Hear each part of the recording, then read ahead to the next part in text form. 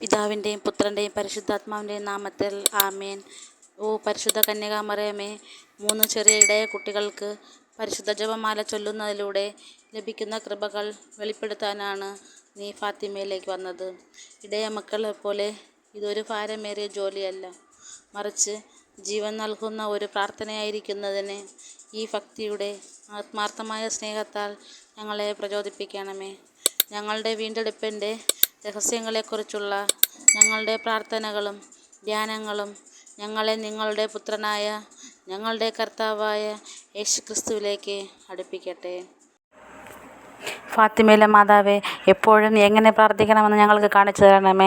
ഒരു സുഹൃത്തിനെ പോലെ ദൈവത്തോട് എങ്ങനെ സംസാരിക്കണമെന്ന് ഞങ്ങളെ പഠിപ്പിക്കണമേ. ഞങ്ങളുടെ തിരക്കേറിയ ദിവസങ്ങളിൽ നിശബ്ദത പാലിക്കാൻ ഞങ്ങളെ സഹായിക്കണമേ. അങ്ങനെ ദൈവം നമ്മോട് പറയുന്നത് കേൾക്കാൻ ഞങ്ങൾക്ക് കഴിയും.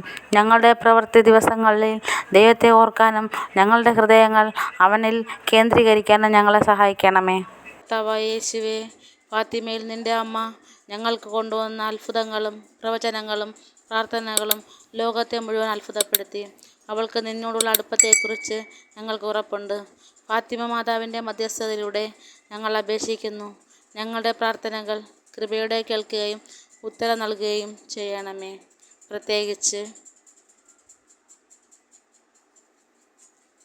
ഫാത്തിമ മാതാവേ, ഞങ്ങൾക്ക് വേണ്ടി അപേക്ഷിക്കണമേ. ജപമാലയുടെ മാതാവേ, ഞങ്ങൾക്ക് വേണ്ടി അപേക്ഷിക്കണമേ. മറിയത്തിൻ്റെ വിമല ഹൃദയമേ, ഞങ്ങൾക്ക് വേണ്ടി അപേക്ഷിക്കണമേ.